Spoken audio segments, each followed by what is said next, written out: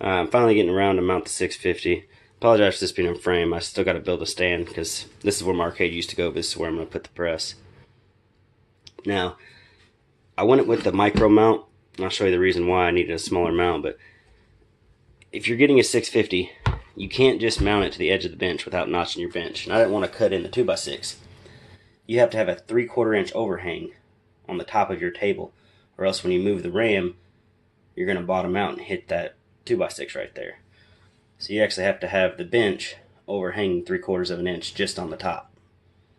So another thing, if you plan on running the case feeder, you're going to need at least 42 inches if you're going to run the Dillon mount, 42 inches to your ceiling.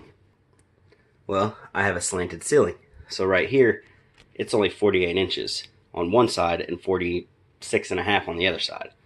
So you're not going to have a lot of room to be looking in there if you got to work on your case feeder or change your plate. So what I went with is the Inline fabrication 4-inch mount. This is a micro mount. And this is going to put it to the edge of your table like you need. So this is going to put it to the edge of the table like you need, but it's only a 4-inch riser. So with this mount and the case feeder, I should only need 38 inches. So I should have at least 10 inches above there to be able to work around it. So underneath my bench, I have 2x4s laid sideways. So that'll give me an extra 1.5 inches of support. Then I have 3/4 inch plywood and then a 1/4 inch Lexan. So on the front, since I'm not going to run a 6-inch bolt, I'm just going to run a 3-inch lag screw into there. And then I got different size bolts to get through that 2x4 and that plywood. So that should hold it nice and sturdy. I got a leg for support. Watch my Loadmaster mounting video. I used the Lee quick plate. There's no leg on that press because the 2x6s are screwed into every 14-inch stud all the way around on all three sides of the press.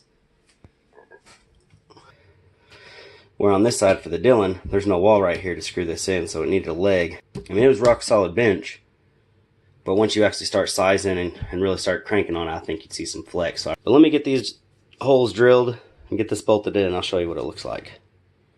Alright, so I got my holes drilled.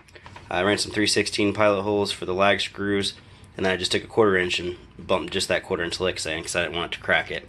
And in the back I ran just solid 1/4 inch all the way down for the regular bolts. So if I drilled straight, this all should line up. Alright, that's it. I still got to get the Dillon mounted on there, but it comes with the set screws and comes with the bolt you put right there. But that's it. It's going to be pretty darn sturdy once I mount the press onto it.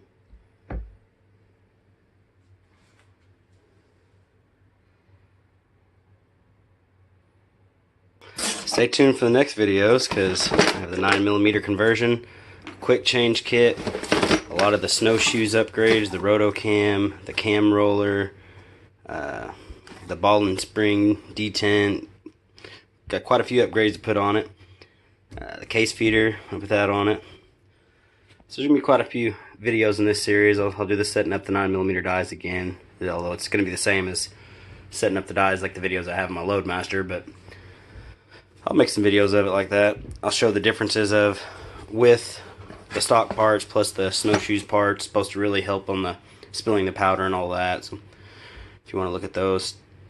Also a 3D printer primer stop, 3D printer case stop, 3D printer bullet feeder, a couple other little odds and end bins and accessories from a 3D printer. So if you're interested in seeing some of the stuff you can do with this press, if you have a 3D printer or know somebody who does, I think it'll be fun.